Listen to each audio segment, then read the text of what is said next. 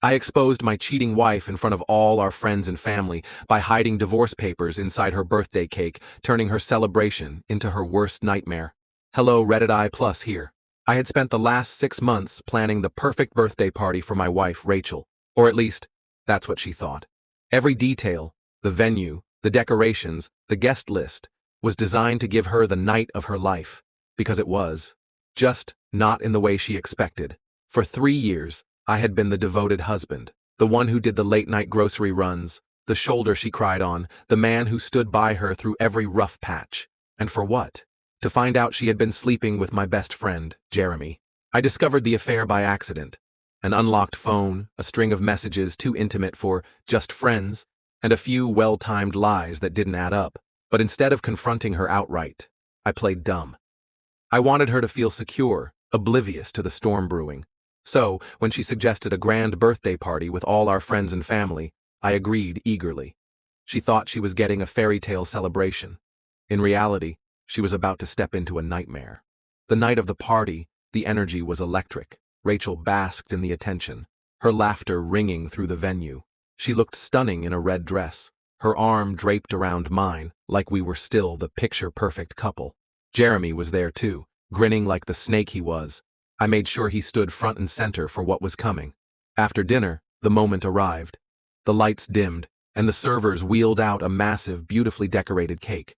Guests clapped and cheered as I handed Rachel the knife. "Make a wish," I said, barely suppressing my smirk. She giggled, playing coy, before plunging the knife into the cake. A second later, her expression changed. Instead of smooth frosting, the blade hit something solid. She frowned, confused, and pulled out an envelope smeared with chocolate. Laughter died down as whispers spread. Rachel wiped frosting off the envelope and read the words printed in bold letters. The room fell silent. Jeremy went pale.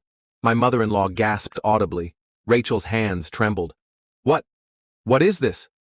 I took the microphone from the DJ, my heart pounding but my voice steady. "This," I said, gesturing to the envelope, "is my gift to you, Rachel. A one-way ticket out of my life." Gasps rippled through the crowd.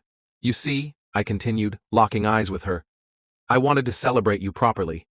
And what better way than by exposing you for the cheating liar you are?"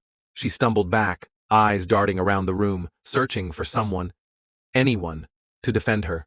But no one did. Then I turned to Jeremy.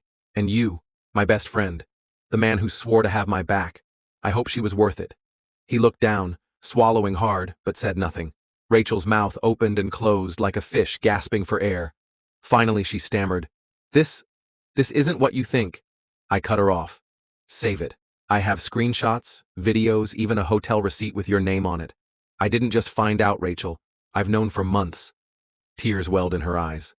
"Please, let's talk about this privately." I laughed, shaking my head. "You didn't cheat privately, did you?" The crowd murmured in agreement. A few guests pulled out their phones, recording the entire spectacle. Rachel turned to Jeremy for support, but he had already started inching toward the exit. Coward. As she stood there, humiliated, I felt nothing but relief. I took a deep breath and smiled. "Happy birthday, sweetheart." Then I walked away, leaving her in the ruins of her own betrayal. As I turned to leave, the silence in the room shattered. Rachel's mother, Eleanor, rushed forward, grabbing my arm. Wait! This isn't the place for this," she hissed, her voice a frantic whisper. I pulled away, looking her dead in the eyes. "No, Eleanor, this is the perfect place." Rachel was still standing by the cake, her hands gripping the envelope like it might disappear if she held on tight enough. Her face had gone from shock to full-blown panic. "Please, Logan," she begged. "Don't do this." I laughed, shaking my head. "Rachel, I already did it." I turned to the crowd. "Oh, and just so we're clear, I'm not some bitter ex who just found out about this.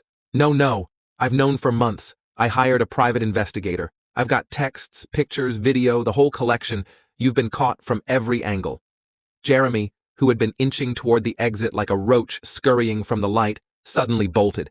"Yeah, run, you piece of shit," I called after him. "Maybe now everyone will see what kind of best friend you really are." Rachel's breathing turned ragged, and her hands started shaking. She looked around at the guests, her family, our friends, people who had known her for years, and realized there was no coming back from this. Some were whispering. Some were outright staring at her in disgust. A few had their phones out, recording the whole thing. Someone turn the music back on, she mumbled, as if that would somehow reset the night. I smirked. Music won't fix this, sweetheart. Her father, Henry, who had been standing in the corner with his arms crossed the whole time, finally stepped forward. Rachel, he said quietly, shaking his head. Tell me this isn't true. Tears spilled down her cheeks. Dad, it is. I cut in. She's been screwing Jeremy behind my back. For a year.